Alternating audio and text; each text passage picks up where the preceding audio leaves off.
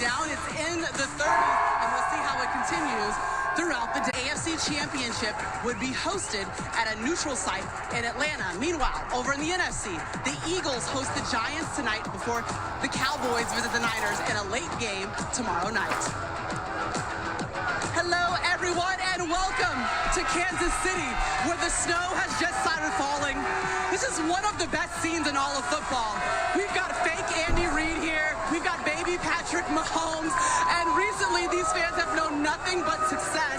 They've been led by the real Andy Reid and Patrick Mahomes, and the Chiefs have made deep playoff runs season after season, and of course won a Super Bowl just 3 years ago. Now it's a different story for their opponents today, but under the leadership of Reid's disciple, Doug Peterson, the growth of Trevor Lawrence, Jacksonville went from worst in the league to AFC South champs. We got two teams, 2 wins from Super Bowl 57. Our whole team's here in Kansas City to kick off the divisional weekend, including Jason Garrett, Tony Dungy, who are on the field. Good afternoon, guys. Hey, Maria, how you doing out there?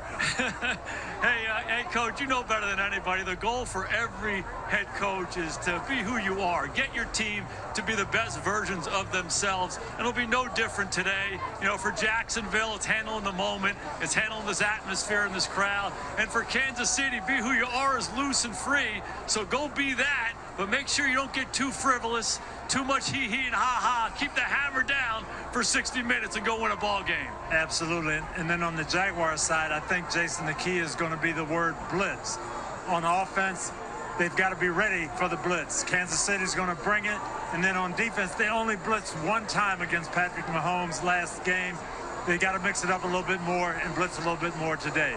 Now, to hear about the quarterbacks we're going to see today, let's go over to Chris Sims. Thanks, guys. The quarterbacks look great. Let's start with Trevor Lawrence, right? The elements, it's a little wet out there. He was a machine. Went really through the whole process that I saw him go through in our first game of the year at the Hall of Fame. Threw the ball great, was businesslike, looked really good and confident.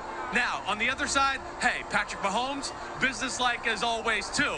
But man, watching Patrick Mahomes in pregame warm-up, it's like watching Steph Curry shoot 3-pointers, Bo Jackson take batting practice. I mean, he's sitting back in the back of the end zone, falling backwards, just throwing perfect spirals and lasers all over the football field. He's ready to go. The Chiefs are ready to go. Jack, over to you. Simsy, it is one of the loudest stadiums we come to every single time. We got the wolf. We got the snow. Forget the umbrellas. We're not soft like coaches out there, are we? Hold on. Coach Garrett and Coach Dungy, 2 softies, man, with umbrellas? Are you kidding me? What's going on? Hey, and you played 9 years in the AFC West. What is it that makes this place different? This place is the loudest place I've ever played. But what I really like coming here is the fans. The fans are very respectful. You don't have to worry about them cussing you out or throwing something at you. It's really a pleasure to play here.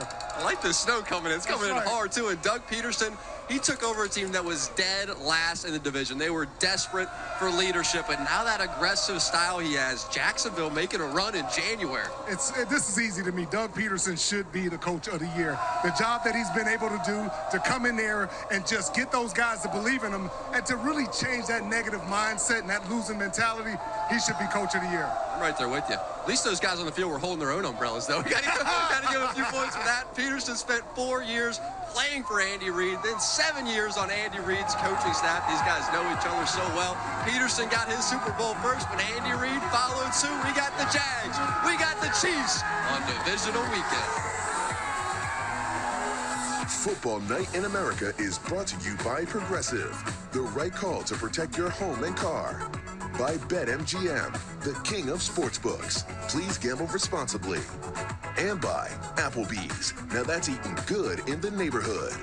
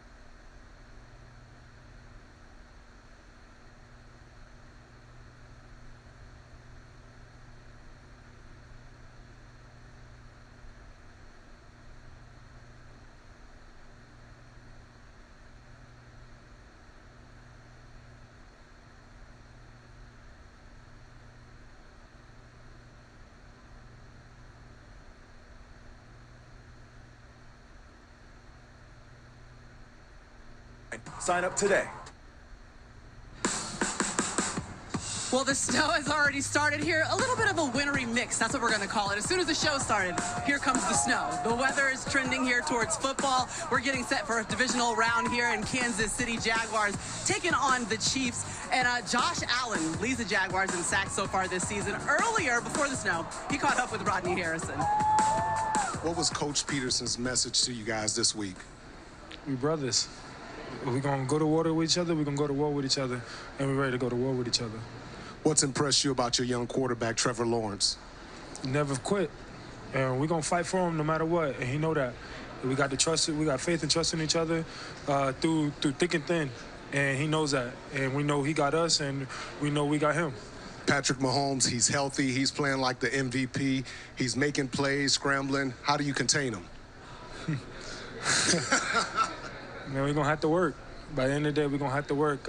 We ain't come this far to come this far. And we're going to win this game.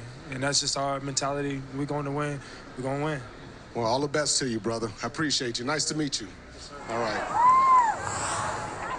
That smile from Josh Allen tells you everything you need to know about trying to contain Patrick Mahomes. But take a look at the numbers right there. Allen has 5 sacks over the last 6 games. It's helped that he's got the #1 overall pick in Trayvon Walker, also on the D-line alongside him.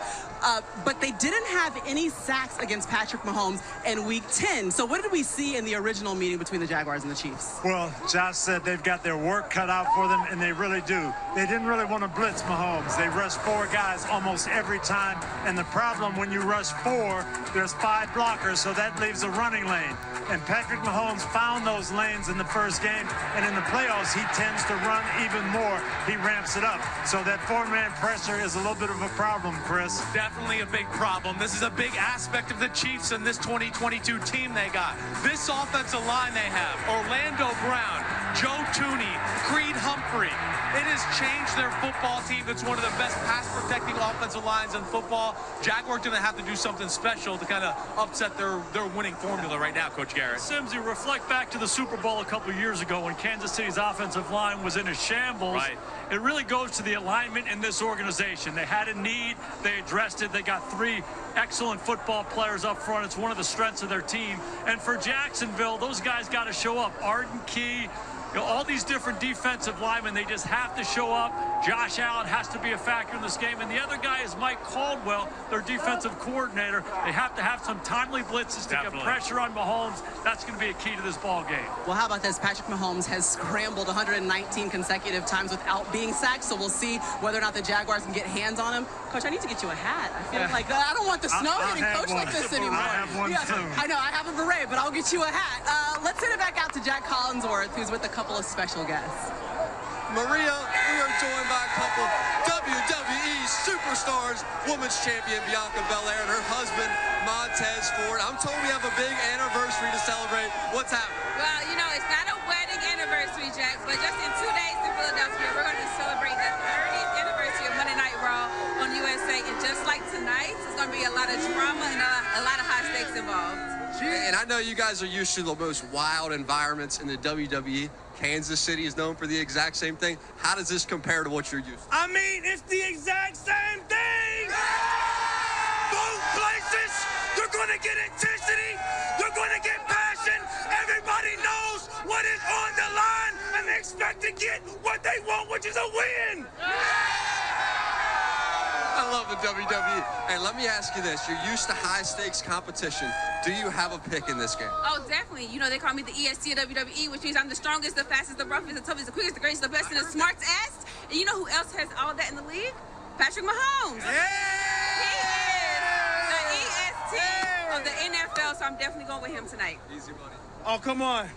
In the ring, I'm not afraid of anyone, but tonight you must be a fool to go against any other team that is not named the Kansas City Chiefs.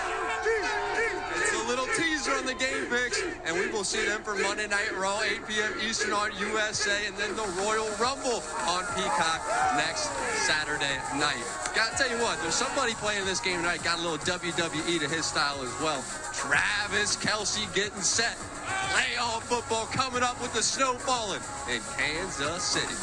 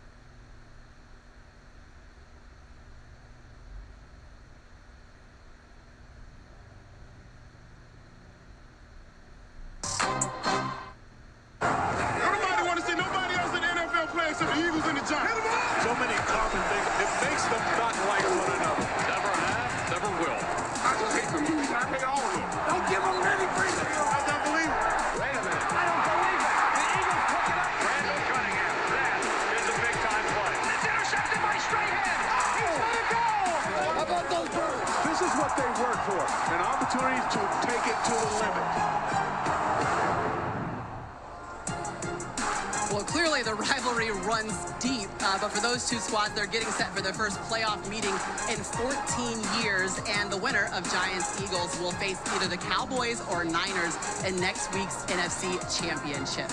And Peter King is in Philly for tonight's game. A little bit of better weather for him, Peter, but all eyes have been on Jalen Hurts and his throwing shoulder. What have you heard in terms of how he's feeling going into tonight's game?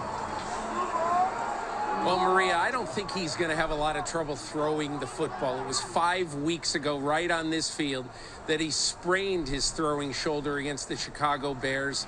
I think most people around the team feel like he's going to be able to throw the ball just fine.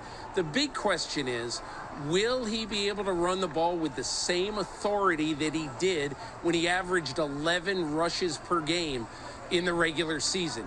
He only had one designed run in his last game against the Giants. He must unleash his legs in this game for the Eagles to be able to be the offense that they normally are. The team with the best record in the NFL, waiting to see how their quarterback feels as they go against the Giants. And for those New York Giants, their wide receiver, Isaiah Hodgins, a huge game last week in Minnesota, 8 receptions, 105 yards, and a touchdown. What more can you tell us about his story, Peter? It's an amazing story, really, Maria, because on November 1st, the Buffalo Bills, who employed Hodgins, tried to cut him and then sneak him through waivers and bring him back on the practice squad. One team in the NFL claimed him, and that was the New York Giants. And since then, he's been the Giants' best receiver. 5 touchdown receptions, 0 drops in the regular season and last week in a playoff game. He has retained his friendships in Buffalo, though. And on Monday, he had a conversation with Stephon Diggs, his good buddy and wide receiver of the Buffalo Bills, and they agreed to have a little competition this postseason. Who will exit this postseason with the most receiving yards? Right now, it is Diggs 114, Hodgins 105, and Maria, for Isaiah Hodgins, that is the game within a game this weekend. I love it. A little competition, breeding some motivation. Great stuff, Peter. And remember, you can keep in touch with what Peter's writing about Monday's Football Morning in America column on NBCSports.com. But for more on the Giants and Eagles, let's go back to Jack and Rodney. Yeah, Maria, Philly, they made a move at wide receiver to begin the year, too, trading for A.J. Brown. They gave him that $100 million payday, and it's been by far the biggest year of his career. I'm defensive coordinator Wink Martindale. I'm telling my secondary and my linebackers, we got to play a lot more aggressive, attack the short, intermediate passing. And this is what Jalen Hurts wants to do. He's hurt. He's not 100%. Get it to his playmakers. And a guy like A.J. Brown, this is the difficulty, tackling him. But also, when they get in red zone, you got to double team this guy. One defensive back cannot stick him. You got to put 2 guys on him. He's the target. They didn't give him $100 million because they didn't want to pass him the ball. You got to make sure you take care of business with him. And we got to give some credit where it's due, too. How about Howie Roseman getting the missing piece for that team, A.J. Brown, one of the most productive offseason pickups anywhere, and he's contributing. They need him in a game like this. For more on tonight's game, let's head to the field. Mike Florio and Matthew Berry, take it away. Thanks, Jack. Look, you just heard Rodney talk about A.J. Brown. They got to double him. Well, that's going to free up some stuff for Devontae Smith, who's now got 9 straight games with at least 8 targets. His own connection with Jalen Hurts, I think he'll see some man-to-man opportunities. So Smith, who has at least 67 receiving yards in 5 of the last 6 games, I think he gets that number today. By the way, on the other side of the ball, how about Richie James? You attack the Eagles in the slot. They give up the 8th most yards to the slot. No Avonte Maddox. So I think Richie James gets at least 45 yards today, Mike Florio. And some of the coaches tonight hoping to coach their way into bigger jobs. Giants offensive coordinator Mike Kafka, his first year on the job. He was actually with the Chiefs for 5 years as an assistant, played for Andy Reid for 2 years. And the Colts, the Texans, and the Panthers all want to talk to him. He hasn't interviewed yet. Wink Martindale, the defensive coordinator of the Giants, he is on the list to be interviewed by the Colts. Hasn't happened yet. On the other side of the ball, the Eagles, defensive coordinator Jonathan Gannon. Last year, he was a finalist for the head coaching job with the Houston Texans. He's interviewed again this year. We wait to see how that plays out. For more, back to Maria. All right, thanks, Mike. Much more from the entire group over the coming weeks and months. Starting to get hype here in Arrowhead. We got PFT Live, Unbuttoned, Fantasy Football Happy Hour, and Brother from Another, all available on Peacock and the NFL on NBC YouTube channel. Want to get pumped for the action? Just tell Siri, play the Today's Hits playlist.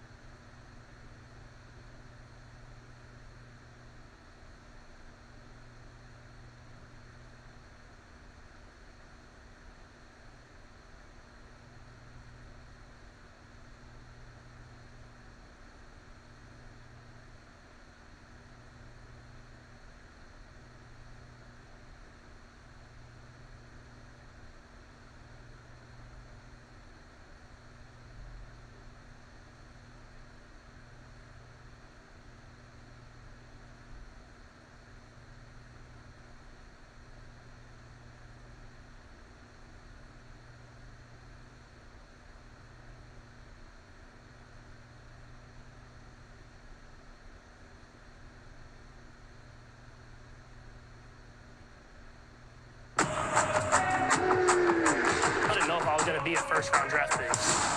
Ready or not. I got to go to the Kansas City Chiefs. Do something special. Already a playoff team, and the rest is history. Made for the greatness, tested and proven. I really try not to compare myself to those guys in that way. Jags win the AFC South. I don't look at it as me versus him. Obviously, winning is the most important. You got a champion. I feel young at heart, but in this locker room, I feel like a veteran. Don't worry about talking. I get everybody ready to roll. Keep dominating. When you look at it, I want to be one of the best quarterbacks in this league. It's important to me. Built for this. You try to take in those moments, and it's a feeling that you want to get back to. We are built for this. Hey, look, Aaliyah said it best. Age ain't nothing but a number, but every starting quarterback this weekend is under the age of 30, so we're all feeling old here. Lawrence at 23 is the second youngest, just a couple months older than Brock Purdy, and Patrick Mahomes at 27 is the second oldest, behind Dak Prescott, who is basically ancient at this point. Old man. I know, he's just 29, by the way.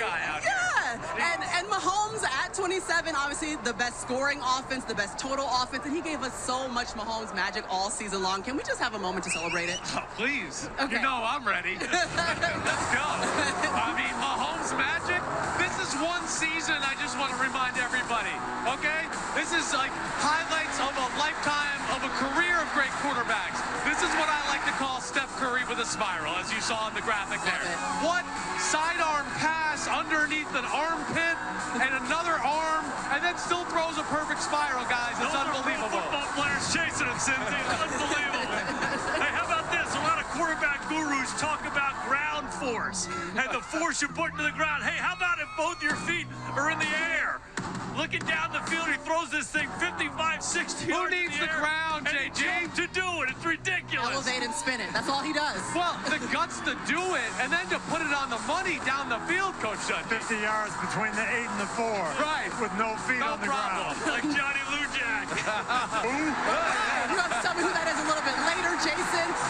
Let's talk about one of my favorite plays of the season, because we were there in Tampa. He literally practiced this in front of our eyes. He hits a spin move, then an alley-oop, and And it was like the best play I've ever seen, and then he did 3 more the rest of the season that looked just like it. I'm with you. I don't know. Is that LeBron James going down the lane, throwing an alley-oop to Michael Jordan? I don't know what's going on, but that's where he's just magical. I don't know how you do that. Create, right. I don't know how you do that. How do you defend that? Poise. So many questions. It was impressive to see in person, but I love watching the highlights back of this guy nonstop. And those are all pros chasing him, as Jason said.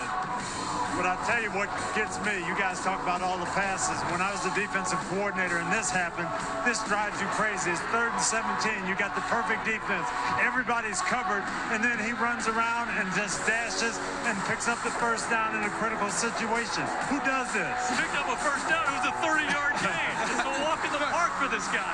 That's what's so frustrating, Coach. To your point, they did everything right, and you still don't stop. Okay, this is a good one, too. Underhand flip. You guys have been talking Steph Curry. This guy is Magic Johnson. That's who he is. I see what you did. Leading the break. Byron Scott there. Yeah, I mean, the no-look throw. He's got people chasing him right on the money. It's like to James Worthy, Michael Cooper. Never seen anything like this on a football field. Hot potato on the football field. It's just, and the poise he keeps over and over again. This is one season. And then you say Magic, I'll see your Magic, and go Kareem Abdul-Jabbar. And then, hey, coaches, you know this. They always say don't throw it late over the middle. Well, what about late across the field with a hook shot? We never have seen some of the throws we've seen from Patrick Mahomes. And he does it, and you want to go, oh, that was lucky, but he does it so much. Every time. Oh, no, this is what he's good at. And I got to tell you guys, the reason why we kept comparing it to basketball plays because we've never seen it on a football field, so there's really no comparison. We got to bring in Magic and Kareem and Steph and everybody else. I know Coach Garrett wasn't letting his quarterbacks do that. He wasn't. That would have made him nervous. Hey, you know that old expression, fortune favors the bold? He's as bold as it gets. Those plays are incredible. Listen, and add on to that, he had a career-high completion percentage, so you might think those are wild plays, but he knows exactly where he's going, and he gets it done. But the Chiefs can also get it done on the ground. Let's go back out to Jack and Rodney for more. They sure can, Maria. Andy Reid has been looking for stability in his running back room. He drafted Clyde Edwards-Helaire in the first round, but all year it's been his backups that have elevated the entire operation. I've been talking to Coach Andy Reid the entire time, telling him he has to run the ball. And finally, he has that running back that can run in between the tackles. Tough, physical, downhill running. And that's what you get from Isaiah Pacheco, 7th-round pick. Every time he touches the ball, he runs like it's his last play. He's physical. He brings a lot of toughness and energy. But the compliment to him is Jerick McKinnon. I don't call him a running back. I don't call him a receiver. I call him a playmaker. And all they want to do is get him in open space against anybody. He's a fantastic player, and he's going to continue to make plays like this. And those next-gen stats are powered by AWS. To your point, though, Jerick McKinnon, 8 receiving touchdowns the last 6 weeks of the regular season. That leads the entire NFL hot rod. Andy Reid has been getting him the football. We're just about an hour away from kicking off the divisional playoffs. Get used to this matchup, the future of the AFC. Trevor Lawrence and Patrick Mahomes, Jags Chiefs, coming up.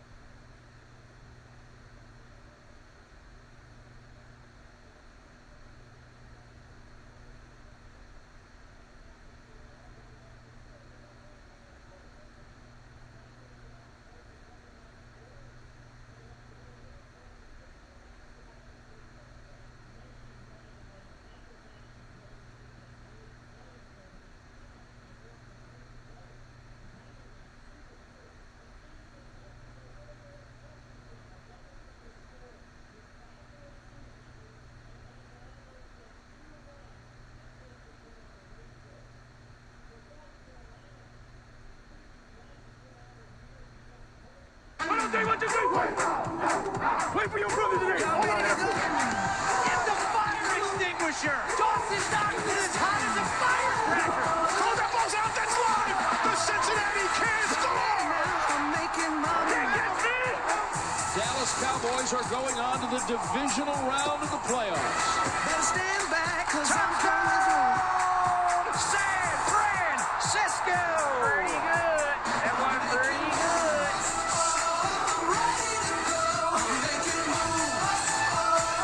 All right, we got about an hour until kickoff, but it's never too early to look ahead to the doubleheader you got coming your way tomorrow. The Bengals and the Bills, after that canceled game week 17, they finally meet. The Bills on an 8-game win streak and the Bengals on a 9-game win streak. Meanwhile, the Cowboys and 49ers are meeting in the playoffs for the second straight season. And let's start with the Bengals and the Bills, because it's a matchup that we've all had our eyes on for a while, but something that's concerning to you, the fact that 3 offensive linemen are scratched out for the Bengals to start this game. Yeah, it changes the dynamic of the football game. I'm worried about the Cincinnati Bengals. You know, there's a lot of things where I look at it and go, hey, they match up well with the Buffalo Bills. But the fact that, like you said, Maria, you're missing 3 out of your 5 starters. The protection was not very good against Baltimore last week. There was a lack of run game. So that plays into Buffalo's hands to be able to play, let's stop Jamar Chase, let's stop Joe Burrow in the passing game.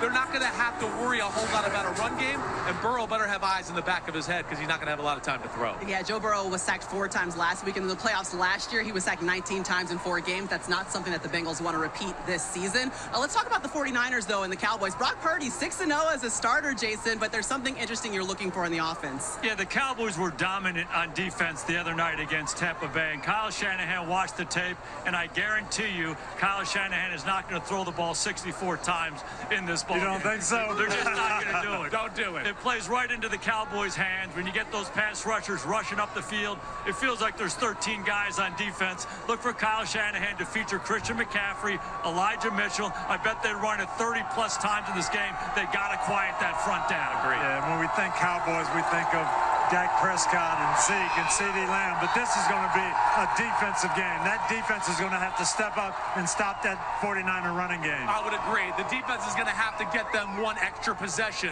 If I'm Brock Purdy, to Coach Garrett's point, play conservative early. He has not seen a defense like Dallas. Not only the scheme is creative, it's the best pass rush he's played since he's been a starter. So that's where you want to be careful, especially early. Sure, and Purdy 4 total touchdowns against the Seahawks last week. We'll see what he has for us here, as he, again, hasn't lost a game since taking over They're on fire as a starter. It's time now, though, for a PFT update brought to you by Google Pixel. And speaking of the Dallas defense, Mike, what's the latest with defensive coordinator Dan Quinn? Oh, hey, Maria, he has had a very busy week, not only getting ready for the 49ers offense, interviewing 3 times, yesterday in person with the Denver Broncos for the head coaching job there, virtually with the Indianapolis Colts to be their head coach, and today a virtual interview with the Arizona Cardinals for their vacant head coaching job.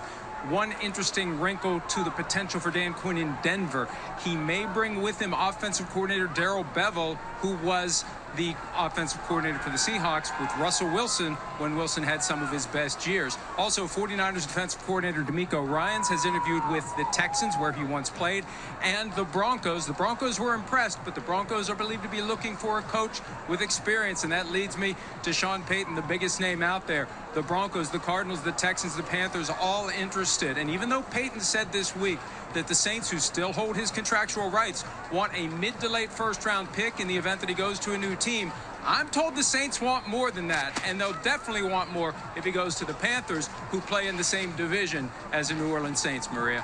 All right, Mike, we're going to follow the latest on ProFootballTalk.com. But, guys, could you imagine for a second being one of these assistants? You're preparing for probably one of the biggest games in your career, and you could also be interviewing for a life-changing position, a head coaching position for the first time in your career. I don't know how you balance it, but what are your thoughts on what they're going through right now? I think the NFL has to change the process. They have to slow this thing down because it's unfair to everybody involved. No disrespect to the coaches who are doing these Zoom interviews. It's part of their profession, right? Growing in the profession. But the setup is bad, and it takes their attention away from the ball game. No, you had the key word there, unfair. I think it's unfair to a lot of people, to these fans who are trying to see their team succeed in the playoffs. It's unfair to these players, and it's unfair even to the owners. How are you going to get a good picture of a person when they're concerned about dealing with a playoff game, trying to stop the other team and interview for your team. Yeah, these guys are on it. Yeah. I mean, these are coaches. They know what it's all about. And it is unfair. It's unfair to the overall product of the NFL. Dan Quinn needs to be in there coming up with a few more blitzes for Brock Purdy and how to stop the run game. Instead, he's a little worried about an interview, and we all want to see them at their best. Divisional AFC, NFC Championship Just weekend. slow it down, take your time. Yeah, Absolutely. you know, D'Amico Ryan said this week, even though he's been interviewing, the main thing, Dallas Cowboys offense. That's the most important thing for him and for these assistant coaches as they look forward and playing in these divisional round games. All right, we are getting set here. Kansas City fans, not bothered by the snow, okay? We're trying to act a little bit more Just like another them. day Just for another them. day in the neighborhood in Kansas City. For Kadarius Toney, one of the X factors, we're going to break down the Kansas City Chiefs offense and hear Tony's chat with Doug Peterson. That's coming up next. If this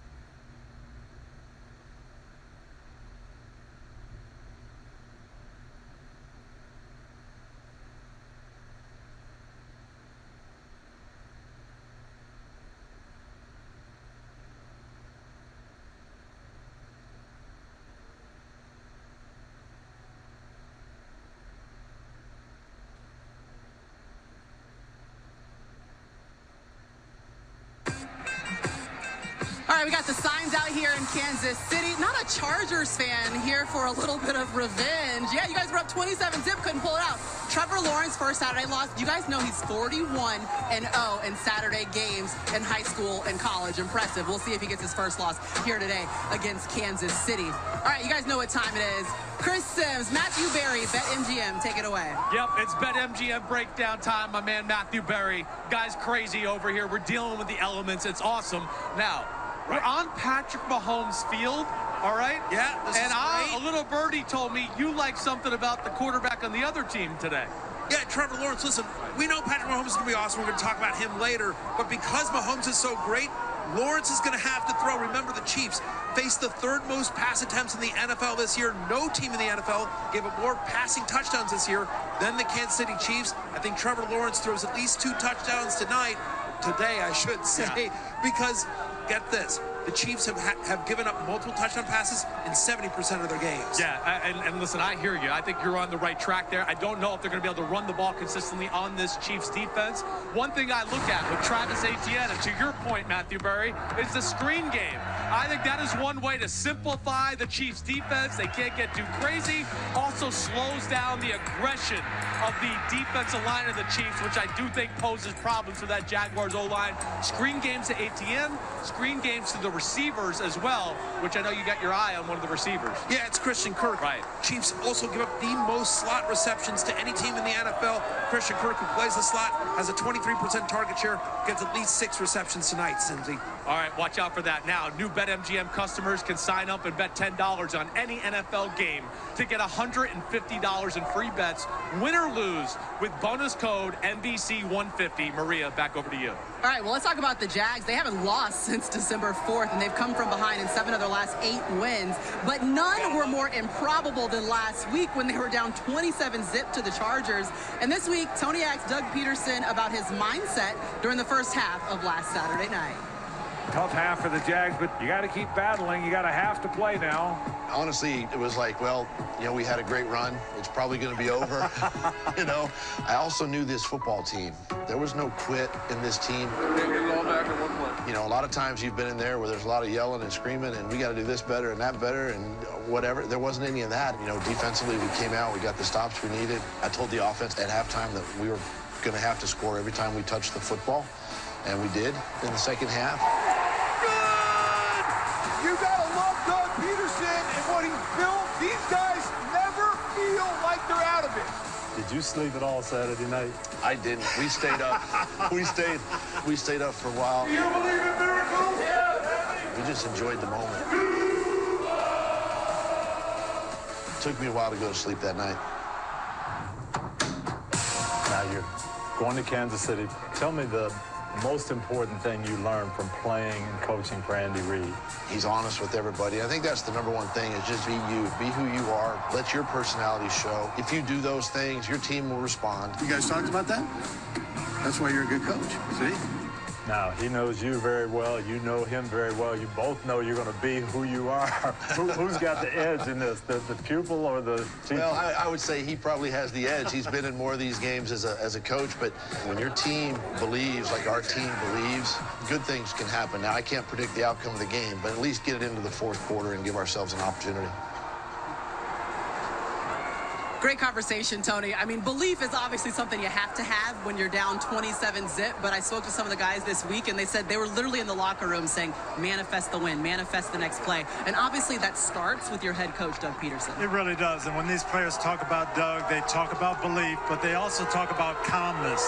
And he told me that sitting out a year and spending time with his brother who was battling cancer really taught him that calmness, that football games aren't the most important thing, Jason. No question about it. Both Andy Reid and Doug Peterson, they're great people. You can see Andy's impact on Doug through the years and how he handles the football team. But, Coach, also schematically, you put this tape on, it's like they're mirror images of each other. And one thing that jumps out is the quarterback-friendly environment that they put their players in. You know, it's almost like these basketball analogies have been used, and it's layups or three-pointers. The screen game is going to be big, but they'll also take their shots throughout the ball game. And the one thing Doug told me, Maria, is they both know each other, he and Andy, and they're going to do what they do. He said the meal is not going to change, but the presentation might be. They're going to eat meatloaf. It might have some mashed potatoes around it, but the meatloaf is still going to be there. That's exactly right. When you know somebody really well, you get into this game of I think that you think that I think. And so sometimes you overthink the whole thing and you start changing. They're going to be who they are. They're going to put a different dress on the play. When the ball hits the quarterback's hands, it's going to feel the same, and that's how you execute at a high level. Listen, we just saw Trevor Lawrence out here taking the field, getting ready to play in his second ever playoff game.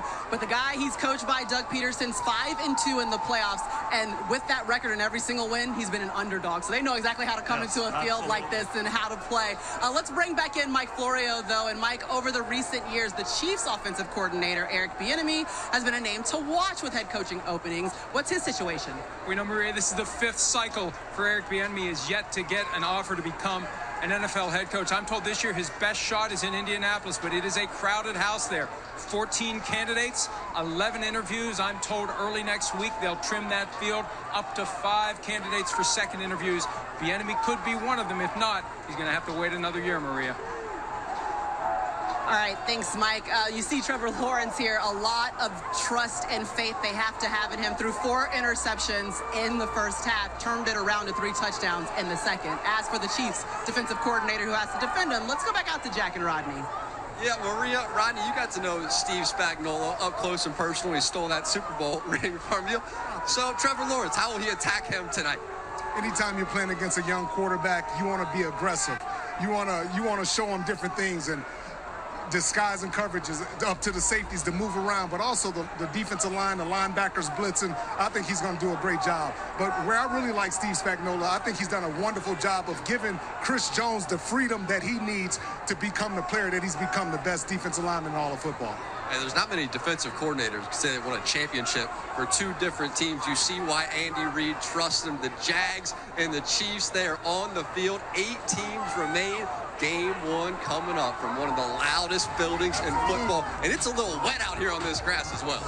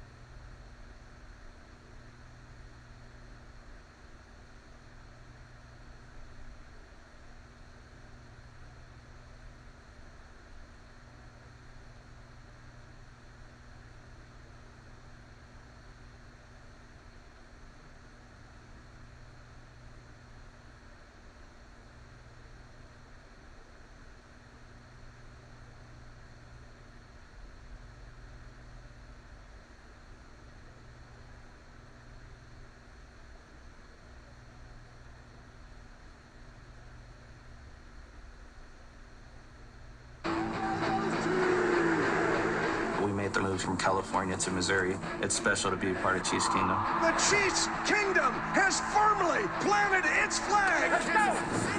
Let's take a look at my game day ritual. My dad had season tickets, but me and my brother would always have to compete to see who was the most well-behaved of the week to get to go. I'm usually up at 5 a.m. pacing the house. I actually throw up every morning, every game. Kansas City, you got a champion! That was the best feeling. Me and my family were in tears watching that game. It's all about just love for the game and love for the team. There's 2 things I love in this world more than anything, and that's my family and the Kansas City Chiefs. Trevor Lawrence said that Arrowhead won't be as loud as Jacksonville last week. He's in for a very rude awakening.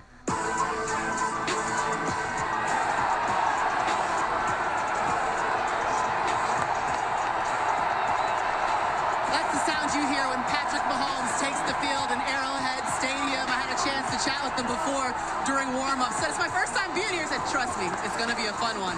So stay tuned. 41 touchdowns in the season. The Kansas City Chiefs looking to make it to their 5th straight AFC championship game, and the guys getting to call the divisional round against the Jaguars. Mike Tirico, Chris Collinsworth. Good afternoon, guys. And to you, Maria, you're right. You're in for a treat. Arrowhead in the playoff game is something special. You know, have you ever gone to work and you like the boss and you like the work culture environment? It feels fun. Well, we got to go to Chiefs practice Thursday, and I'll tell you what, Chris, I left. I had a good time. It was fun being around this team and in their workplace. Like going to the circus, isn't it? You just got to keep looking around at everything. But we got to go to Andy Reid's office up there, and we got to see the Beautiful Mind whiteboard with about 100 plays drawn on it, and they're all about that big, you know? And so I'm looking, and I'm trying to get an edge. I'm trying to find something I don't know on that board. But it just kind of gets overwhelming after a while. There's just too much there, and I think that's exactly how defenses feel when they play against this Chiefs offense. It's so many ideas, a collaboration led by Andy of a lot of great minds, but also with great players, and we know some of the big names, but you add good pieces, and he makes them work. For example, Kadarius Toney. Kadarius Toney came over here about week 9 in a trade, and my first thought was, that's not fair to add another piece to this puzzle over here. But it's all they need in this offense. One more toy for Andy Reid and Patrick Mahomes, and of course, his breakout game against the Jacksonville Jaguars. And we have seen some of his special abilities, but he's one of those guys that not only is he almost impossible to tackle on the field, but he's proven to them now that he can go up and get those vertical balls, those contested catches, and he solidified a little bit their special teams catching the punts. All their wide receivers who are active today making their Chiefs playoff debut, and they are hungry to be in the Arrowhead atmosphere as well. We look forward to it. We'll be nice and dry here in the booth. Maria, I've done this show from the field in the snow. I'm sorry, but just enjoy it. Thank you, Mike. I appreciate it. Okay, we're trying to stay dry. It's not going to work, so let's just go on the field. Presented by Progressive. All right, they talked a little about Toney, and we know that McKinnon, they're the X factors, but the factor, Travis Kelce. Hey, the factor is that guy right there. That's it. That's it. Travis Kelce, elite possession receiver, elite big play receiver, elite run after catch, maybe most importantly, elite crunch time player. Mahomes is going to go to him often in this ball game today. That's right. Kelce's the #1 option, but if Kelce is doubled, the other guy that's in the trust tree with Patrick Mahomes is Juju Smith-Schuster. His ability to work coverages underneath like a Travis Kelce, and then his size, I think Patrick Mahomes very comfortable with him, Coach Dungy. And in the Jaguars attack, look for Christian Kirk in the slot.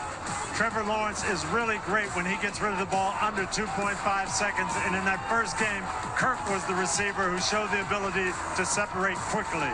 For me, I'm looking at cornerback Trent McDuffie, and he'll have the job of defending Christian Kirk in the slot. But I love his versatility. He can play inside, he can play outside, he'll come up and tackle you. But what I really like about this corner is, unlike most young corners, he can actually find the ball and locate the ball in the air. He's going to be a heck of a player. Hey, Rod, talking about the ball, how about Rayshon Jenkins for Jacksonville? It seems like every time they needed to make a play on the ball at a big moment, he was the guy who did it. He did it against Dallas. He did it against Tennessee. He's around the ball. He's provided veteran leadership to this team, but also playmaking ability at critical moments. He is really good, and I'm going to go to the tackling machine on the Kansas City Chiefs. Nick Bolton is somebody to watch for on that Chiefs defense today. He can fly around the field, sideline to sideline. He'll be all over Travis Etienne. Good in the run game, also very good in the pass game. Watch out for him today, Rodney. Talking about a tackling machine, you talk about Foye Oluokun, and I don't think we really truly appreciate what this young man has accomplished the last 2 years, leading the league in tackles. It's very difficult to do. Plus, you got to stay healthy, and you got to go against a lot of great linebackers. He should be all over the field tonight, Coach. Rodney, I think the defender on the Jags with the most pressure on him tonight is Josh Allen. He's the left end. He's got a rush. He's athletic, but he can't get get too wild because he's got to contain Patrick Mahomes. So how do you rush hard but take it easy and contain?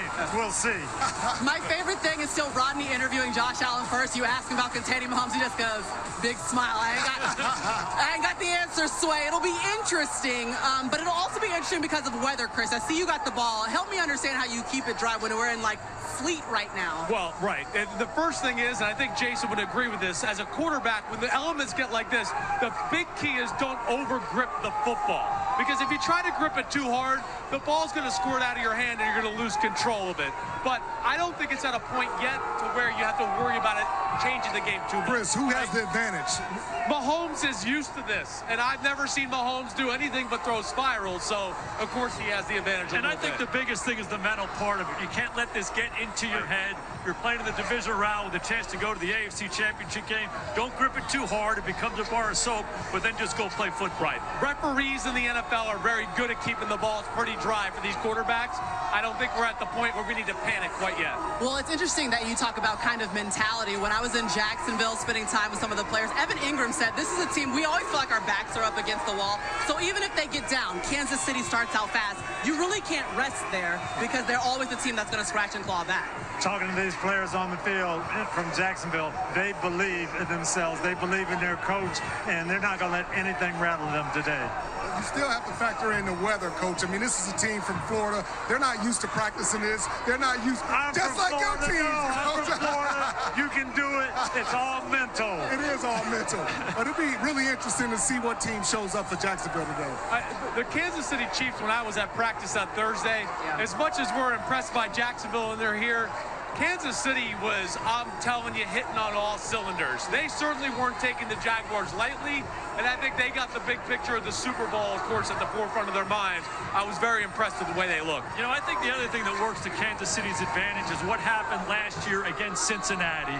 They got off to the great start in the championship game, and then right before halftime, they got a little bit frivolous. They turned the ball over. Cincinnati uses that to their advantage. They know they have to play 60 minutes to come out of here with a victory. Mike Caldwell, defensive coordinator of the Jaguars, he's going to have to play a lot more aggressive. Before, it was just rushing for pretty predictable zone, playing zone on first down, playing zone on second down, and then playing man-to-man on third. He's got to get after Patrick Mahomes, hit him, disrupt him, and confuse this offensive line.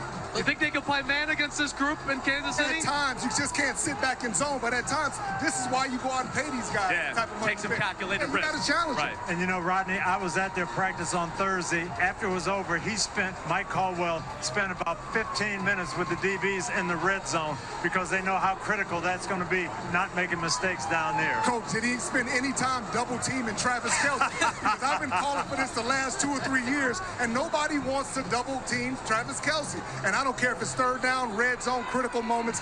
That's going to be a key factor in the game. And Rod, you know this better than anybody. Double team him and attack him at the line of scrimmage.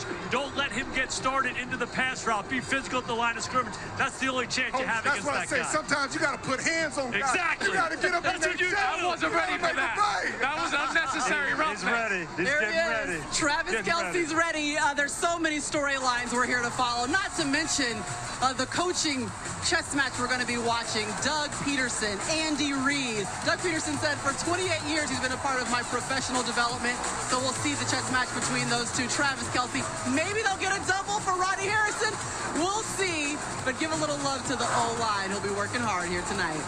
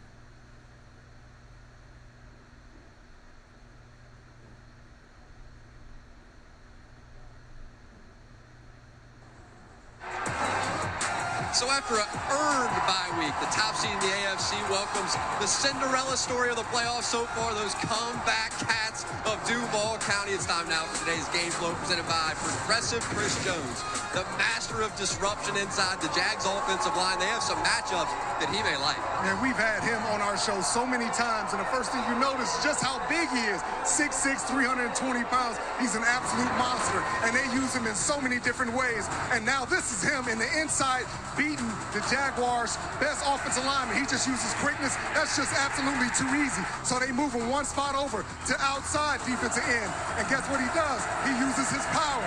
So now you see a 320-pound guy getting after him. I have not seen a guy that athletic, that big, and that hungry.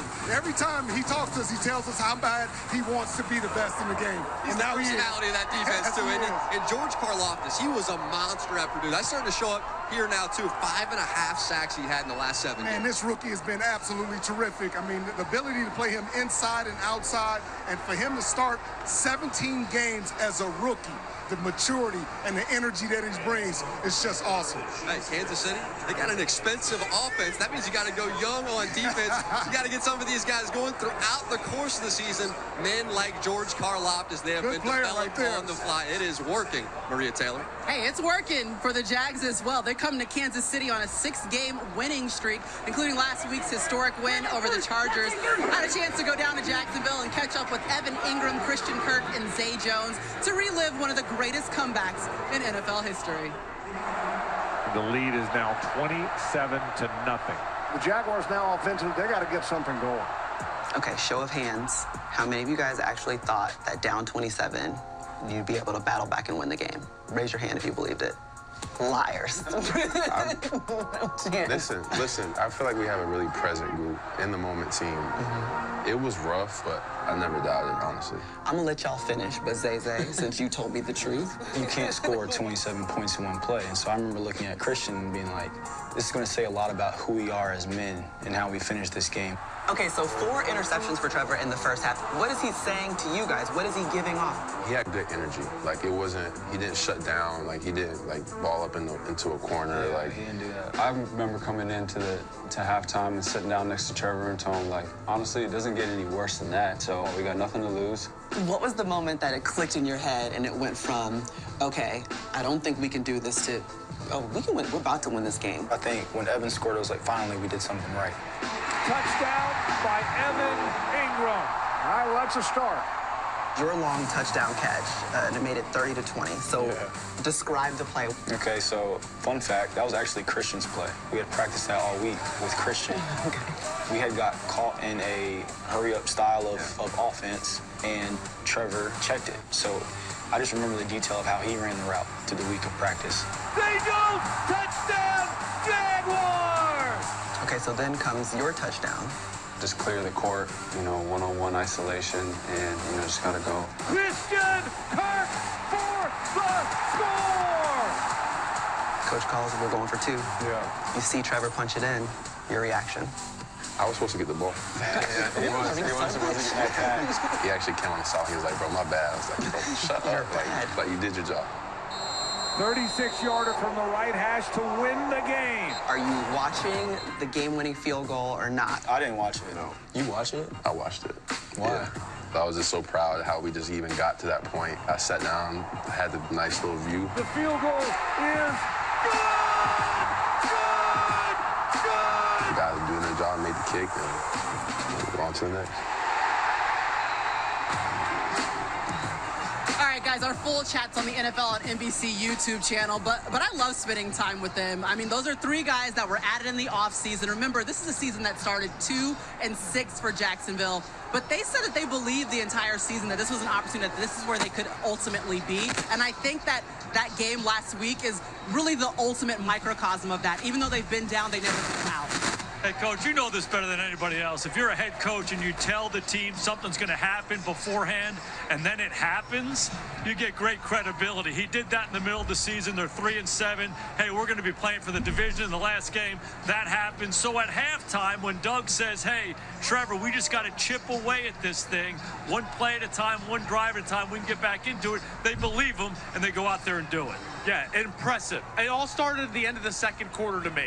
Peterson got Trevor Lawrence some easy throws, got him a little confidence going, and then his patience in the second half. Didn't try to do it in just one play. Coach, the team down 27 ran the ball more than the team that was up 27, and I got to give Doug Peterson a lot of credit for that. Yeah, you know, Chris, I was there all week preparing for the game broadcast, and the word you kept hearing from their players was belief.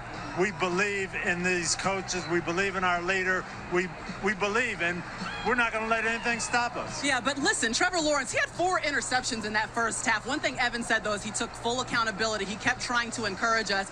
But you got to have a lot of trust in your quarterback after a first half like that to battle back into the game, Coach. And they all do, and Coach Peterson does.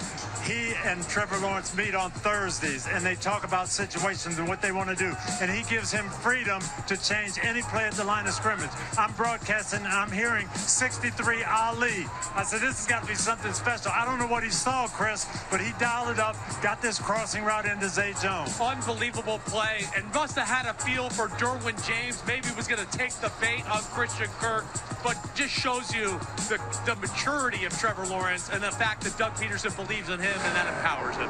Hey, and the huge challenge for these guys today is that Chiefs defensive line. Joe Cullen, the Chiefs defensive line coach, one of the best in the business, and that whole group, Chris Jones and everybody else, they're having career years, so that's going to be a huge challenge for those guys up front. Well, here's what I know for facts, okay? If the Jaguars win, you're going to find Trevor Lawrence at a Waffle House because that's how he celebrated his first playoff win. His wife, Marissa, made a reservation, guys. I didn't know they had him at Waffle House. At Waffle House? Yes. And the teammates, a couple teammates joined, and the late night crowd was there. And Trevor got a Texas bacon cheesesteak, hash browns covered, and a pecan waffle. What does covered mean, Chris? I don't know, but all I know is I went to the Waffle House when I got here to Kansas City, and it was good. Covered means with cheese, okay? Time for a divisional round edition of Sunday Night 7 featuring a $100,000 jackpot. Matthew, how many passing yards for Patrick Mahomes? A great question, Maria. I think, listen, Patrick Mahomes is averaging 307 passing yards in his career during the playoffs. Jags allow the 5th most passing yards this season. Give me that 300 or 319 option. I think Travis Kelce's a big part of those yards as well, as the Jags allow the 3rd most yards to tight ends. They also want to know how many touchdowns. I'm going to say 2. Patrick Mahomes has had multiple touchdown passes in 73% of his career playoff games. When we return, Patrick Mahomes and how he wants Andy Reid to coach him hard. Come on back.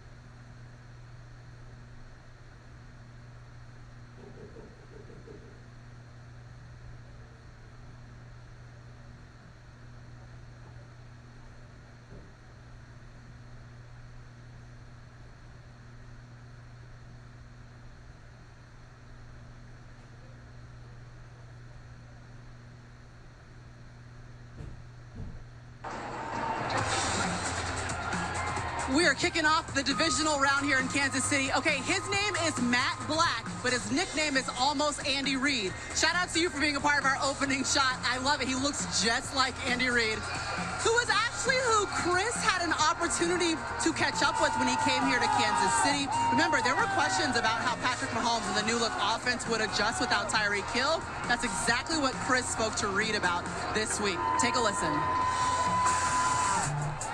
Probably the thing I'm most proud of him for, filling in a really whole new receiving corps. So he comes in and he takes that group down to Texas and works with them in the offseason, and he's able to talk. Man, this guy really is good at this and this and this. We're able to stay back here and put things together. Wow. Yeah, and then they come back for OTAs, and we've kind of got a good feel without even coaching these guys. We have a good feel for what they can do. But for him to accept the guys, and sometimes that's like important. That. Right. Yeah, that's paid off for us. Talking about Patrick having this great year this year, you got a great system. How do you balance the conversation of, hey, believe in the system, but yet I still want you to be Magic Mahomes at times? How about that ad-lib by Patrick Mahomes, a Houdini move? Listen, there's certain red lights you got to stop at, and there are yellow lights, so you have a little flexibility with it. Right? That's something you like. You do a man. We can do this, but we can't do this right here. Let's just make sure we stop here. Yeah. And he's phenomenal with that. He wants to know. Right. How far can we go with this? What's possible and what's impossible? It's kind of fun that way. Let's get it, baby. You gotta love this, man. You have to. You have to. He's coachable. He wants you to coach him. He does, okay. Yeah, he wants you to coach him hard. Right. And be honest with him. And he loves when you feed him stuff. Yeah. And he's willing to come up with stuff. He's not shy about that. Either are the guys around him. That's how you get in there, dog. You guys do snow globe and all this crazy stuff. Talk about the jump-off point as far as how those things materialize during the season. Those come from everybody. They do, right? Yeah, and nobody claims them. That's what's so cool about it. It's not to embarrass the other team. We're doing it to have something different in this league that you can score with. Now they spin around. They look like the Four Tops. And then who's to say something's impossible? If you can just kind of think that way, within the realm of things. Let's try and see what's possible. Great conversation. You can watch the full one on the NFL and NBC YouTube channel. But you can tell there's a great relationship between Patrick Mahomes and Andy Reid. They work together and feed off each other, and it's led to really the career highs in passing yards, completion percentage. He's thrown for 41 touchdowns this season. It's been fun to watch. It's special. He's special. We know that. His game's gone to another level because his maturity and patience, like Andy Reid said, he's seeing the yellow light a little bit more. Not everything's going to be a 50-yard bomb. He's taking the check down, playing smart that way, and of course that's really helped his football team. Now, one of the things I'm worried about in this matchup is the Jaguars' ability to pass off crossers, Maria. The coaches, they'll tell you, when you play Kansas City, you got to worry about, yes, somebody going deep, but Kelsey or Juju Smith-Schuster crossing the field. And they continually and repetitively messed up their assignments and did not see crossers. It was a huge problem for them in the first matchup, Coach. And the big thing, those crossing routes take time to develop. And with a four-man rush and very little blitzing, Mahomes had time. You can see it here. This is going to be Marquez Valdez-Scantling running all the way across the field, Jason.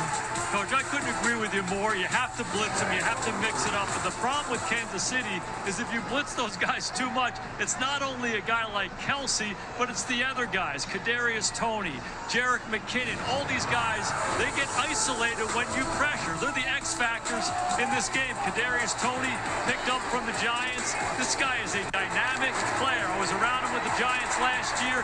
He's quick, he's explosive, he has these rare playmaking traits, and McKinnon the same way. They use these guys a lot of different ways, and if you leave them isolated, they're going to hurt you. This Chiefs offense has more answers than years past to what Jason's talking about, too. They have a run game this year. I asked Andy Reid, I said, do I need to drug test you?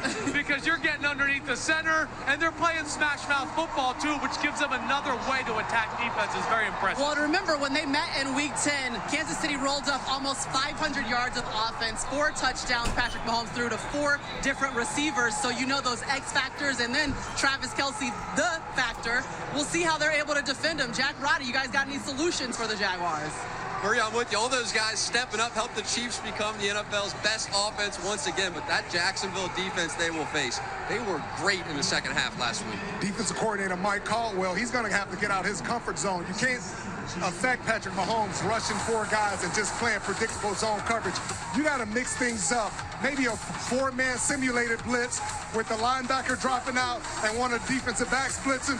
But you got to get after Patrick Mahomes. You got to confuse his offensive line, and you got to hit him. You got to be aggressive. And on the back end, you can't be afraid to play man-to-man against these wide receivers. No longer do they have Tyreek Hill. They can get after these guys. They just got to believe. And Travis Kelce, he told us earlier in the year, he said, I feel like you can't double me. So how do you try to slow him down? Anytime Travis Kelce comes off the line of scrimmage, you got to hit him, you got to jam him. But on third down in the red zone, you got to put 2 guys on him. I want to see him prove me wrong. Hey, this is starting to sound like a playoff game in here. Right, baby. I think they like this weather around here. We're counting down to kick off the Jags and the Chiefs, the top seed against the second half heroes. Can Doug Peterson keep the magic alive against his old mentor, Andy Reid?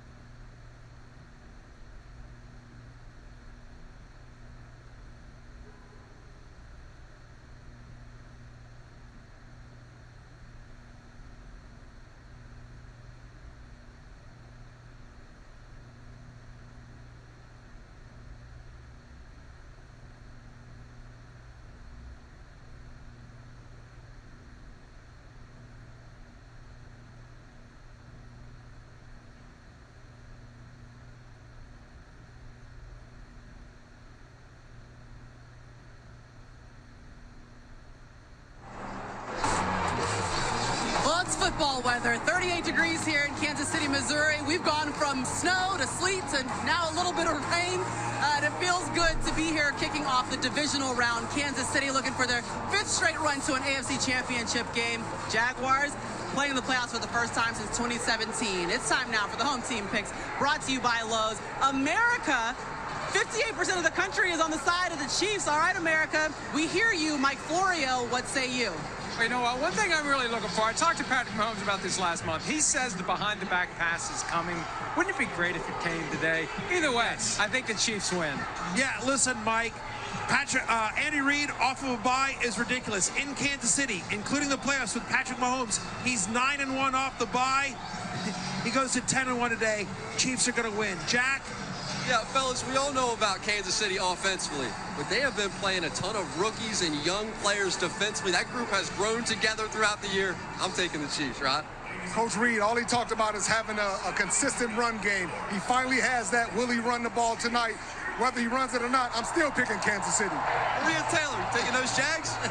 Well, Chris, you get to go first, bud. Well, no problem here. Okay, I think the Chiefs are better up front on both sides of the ball. They have Patrick Mahomes, okay, and what I saw in practice on Thursday was a team on a mission. I'm going Chiefs. All right, I usually go with the squad that I interview, but I'm sorry, Evan, Christian, and Zay. I'm going with Patrick Mahomes and the Kansas City Chiefs. Well, my coach, Chuck Knowles, said you win Super Bowls by doing the ordinary things well. I want to see if Kansas City can do those ordinary things, and I believe they will today. Yeah, to me, this is about handle the heat and gas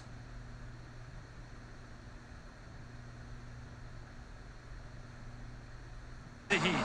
Pressure's going to be such a big part of this game. Blitzing and handling the blitz. Can you handle it? Can you make some big plays off of it? I love the Jacksonville story. 7 straight divisions for Kansas City. 4 straight AFC Championships game. It's going to be the 5th. I take the Chiefs. All right, well, Jacksonville, they come in here with 6 straight wins. We're going with the full board of Kansas City. Both teams are taking the field. Those were today's home team picks brought to you by Lowe's. The home team is Kansas City, but the Jaguars are looking to stun the world again. Chiefs trying to reach the AFC Championship. Mike, Chris, and Melissa have the call. We'll see you at halftime. This has been Football Night in America, presented by Progressive.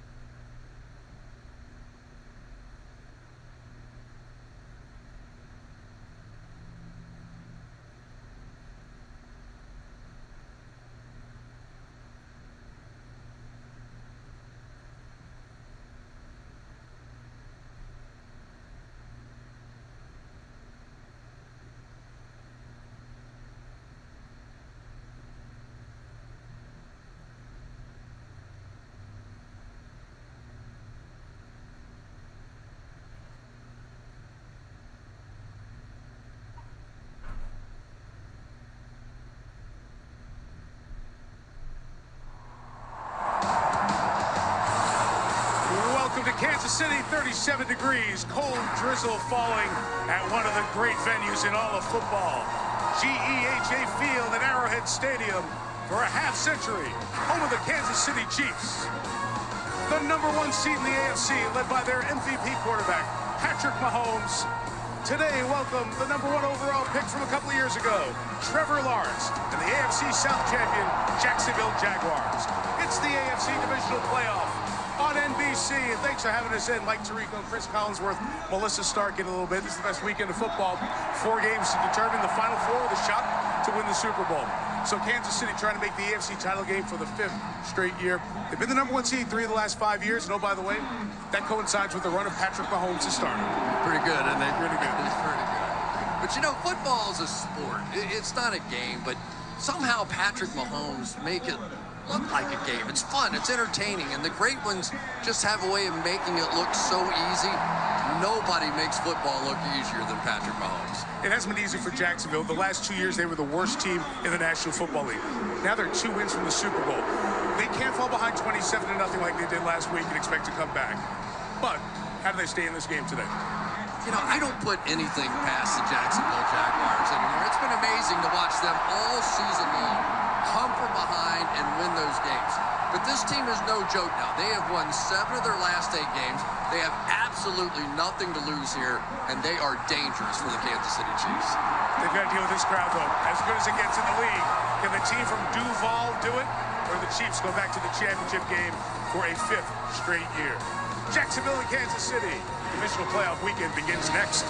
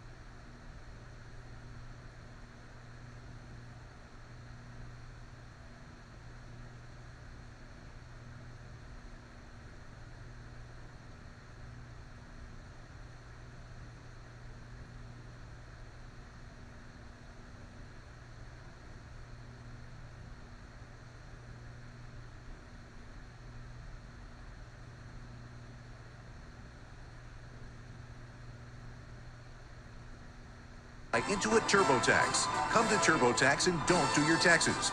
Meet with an expert who'll do them for you, so you can watch more football.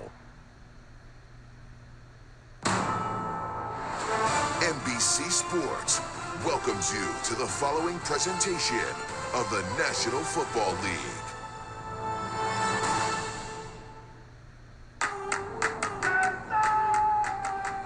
This time of year, you kind of think things would make more sense. Just the best players on the best teams in the biggest games. And yet it's this time of year when impossible seems to be everywhere you look. This sea of red has been around 50 years now.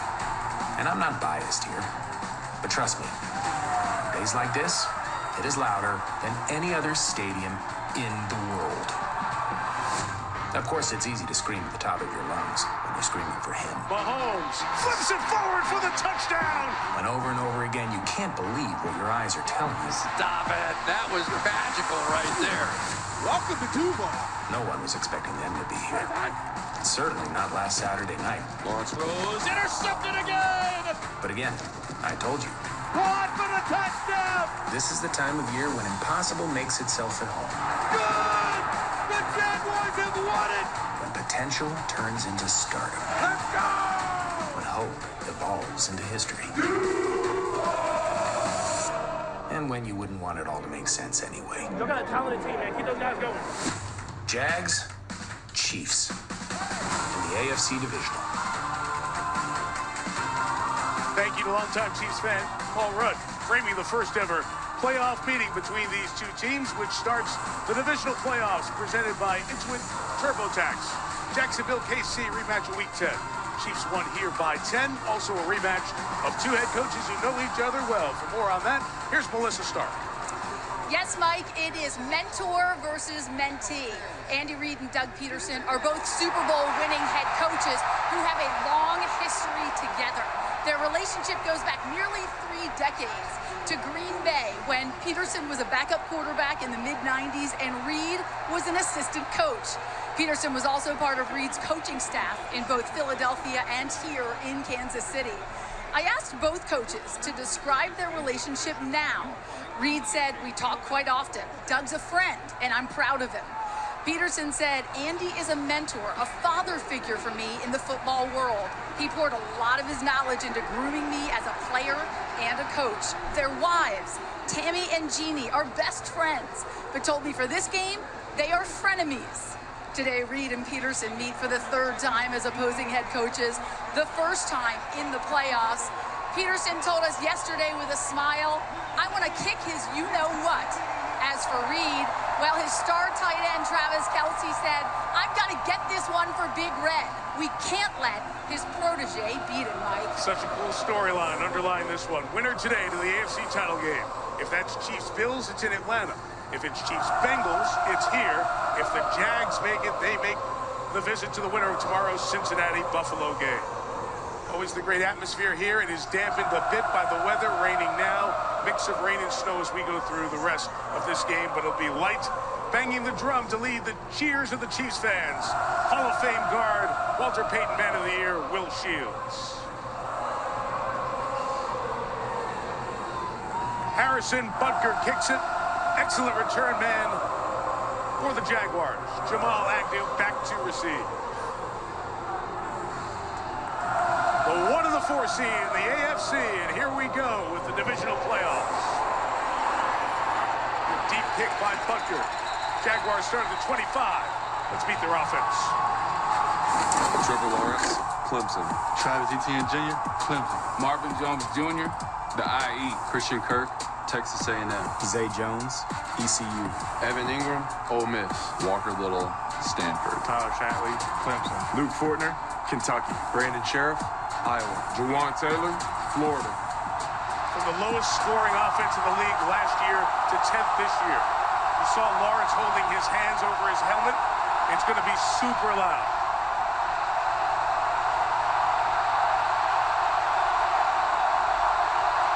Travis Etienne's the back. First play, incomplete. Tried to get it to Christian Kirk. On a quick pass, and Trevor Lawrence was off the mark a bit. So Lawrence, the #1 overall pick, first playoff game, was really a microcosm of his first 2 years. Bad to start, very good to finish. 4 touchdowns after the 4 picks in the 3rd largest comeback in NFL playoff history. I think you all know the pedigree. National champion quarterback as a freshman at Clemson. And that #1 overall pick, and Doug Peterson has done so much to help rehabilitate Lawrence in year 2.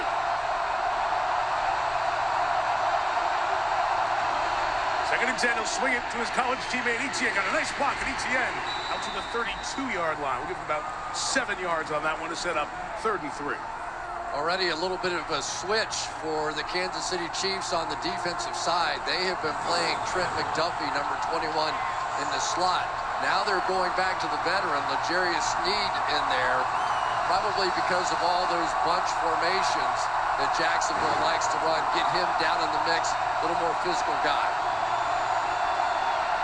So the lone receiver coming to your left side, 17, the former Giant, Evan Ingram, the tight end.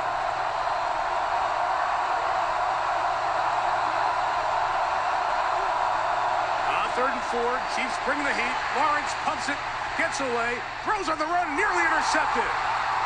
Almost back the other way with a pick.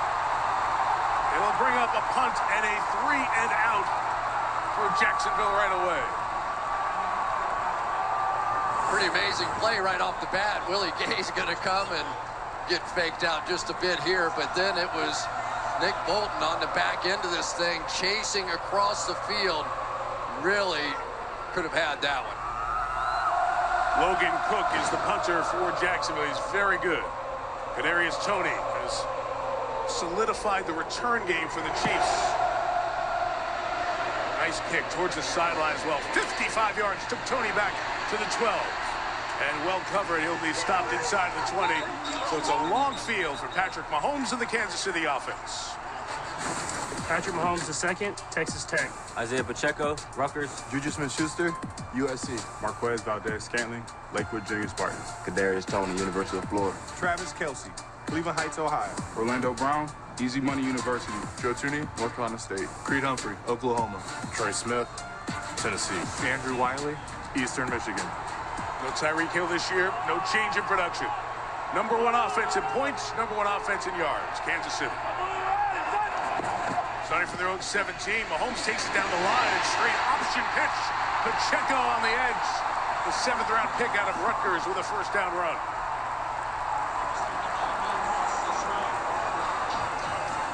How about that for an opening play? They're going to come with a blitz right off the bat, so they just go straight down the line of scrimmage and run an old-fashioned sort of veer option play. And why not? They've run everything else this year. Perfectly done there by Patrick Mahomes. As if they don't do enough, right? Yeah, let's throw a couple extra things in. They had 2 weeks off. Eight of a dozen. Mahomes' first drop back. Kelce's first catch. And the all-pro Travis Kelce out to the 35-yard line. Solid pickup of 6. A lot of the Mahomes production again. Patrick was the MVP of the league in 2018, very likely to win his second one because of those numbers. Great across the board.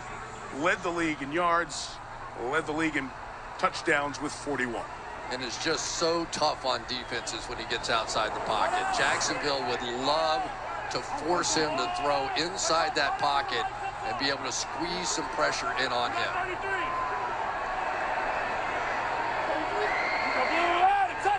Second and 3, Sky Moore in motion. The pressure picked up. Mahomes from a tight pocket finds Kelce right around midfield. Gain of 13, first down Chiefs.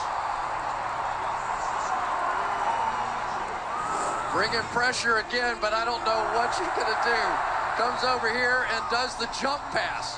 So far we've got a straight option play. There's the jump pass, sort of with his backside. I don't know what that is. You just have to have a different dictionary when you do one of these games.